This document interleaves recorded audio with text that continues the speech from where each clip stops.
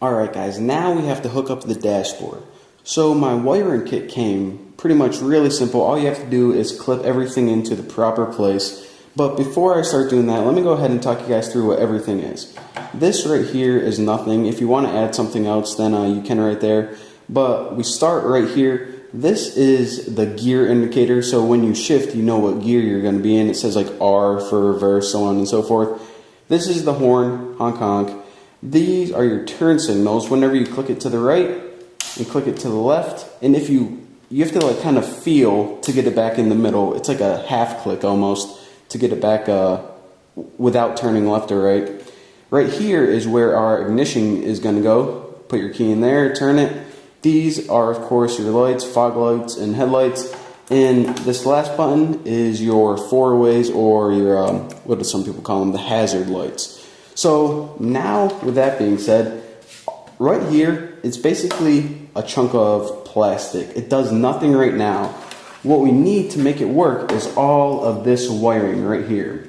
So you're saying, okay, I know nothing about electronics. I am going to have no idea what's going on. Well, whenever you buy a wiring kit, what it's going to do is it's going to tell you which each piece goes to already. So it's pretty much going to look like a bunch of wires, colored wires, and depending on the color of the wire, that's how you know where to plug it in. So let's go ahead and, I guess we might as well work left to right. And we'll go ahead and start with the lights, which are white, yellow, and blue. So the white goes at the top. So plug this into your lights if I can, and hopefully you should hear it snap. If I can get my big old fingers in there. Okay, lights, come on. There we go. Alright, so now our lights are hooked up. Now what we got to do is, our fog lights, that's what these are. Now what I got to do is hook up the headlights. Now the top one goes yellow and candy cane colored, and I say candy cane because it's half red, half white, reminds me of a candy cane. So plug that in there. I felt a little snap. Now the bottom one is candy cane and brown, which is this one right here. So plug this in, and now your headlights are ready to go. Now the next one right here, this is where your ignition goes, where you turn in the key, but you put this in a little bit different than just the clip. The ignition, if you guys are like, okay, where do I bolt this thing on? Do I just stick it through? Nope, it's not fin. What you need to do is you actually need to unscrew the area around the tip of the ignition or keyhole. Now just go ahead and put it through. And on the other side, I don't know if you guys can see. Yep, you can. Go ahead, and this is always a pain to do, these threads. See if I can get it. Come on, baby. Alright, there we go.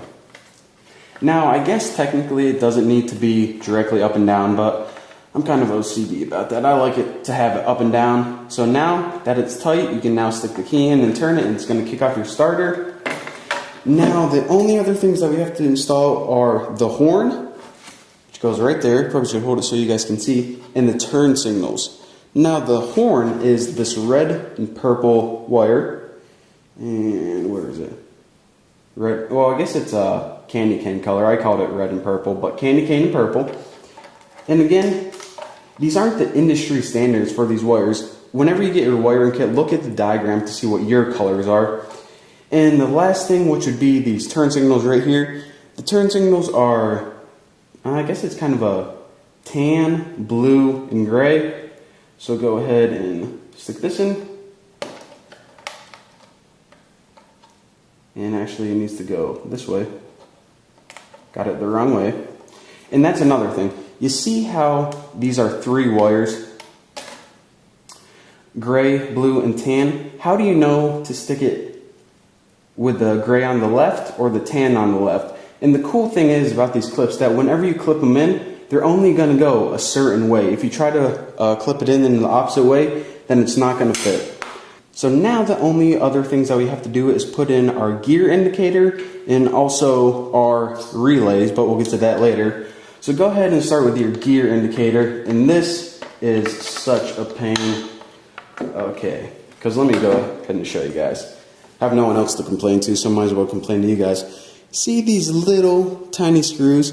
That's like less than 7mm. So those are always a pain to work with, but I'm going to go ahead and try to screw it in right now. Might as well use an eyeglass repair kit to turn these freaking screws. Okay, holy crap, finally. Now that we got all of the main electronics taken care of, the only other thing that we need to do is we need to install these relays. Now, without going into, how electronics work, a relay is basically, A relay is basically a little electronic that the most common use is whenever you have a circuit that doesn't use a lot of electricity and you want it to control a circuit that uses a lot of electricity. For example, sometimes people have electronic switches just so you can turn something on and off. Now, of course, the switch itself doesn't use a lot of electricity, hardly any at all. But if you wanted it to control something that did use a lot of electricity, like, for example, on this go-kart, the thing that uses the most electricity is probably whenever you're trying to start the engine, and before it gets kicked off and can run by fuel, it needs to start from the battery. The starter sucks a lot of electricity as soon as you're starting this baby up. So, like I said, that's what relays are for. Just go ahead and look on your electronic diagram to see when you need them. If you're not very familiar with electronics, basically a circuit that uses a little electricity to control one that uses a lot of electricity.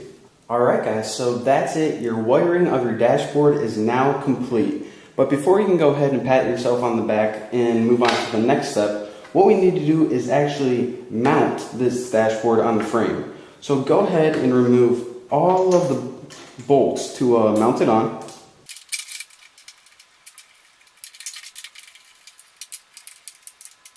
So there you have it, a perfectly wired dashboard. Now your go-kart has a shift indicator, which tells you what gear you're in, a horn, turn signals. It has the electronic starter, which is always nice, lights, and your four-ways or hazard lights, whatever you want to call them. So how awesome is that? In the next video, what we're going to be doing is probably hooking up the rest of this wiring, which consists of a little crappy brake little indicator right there. And then, who knows? But I'm excited. I'm getting excited. I'm ready to drive this thing.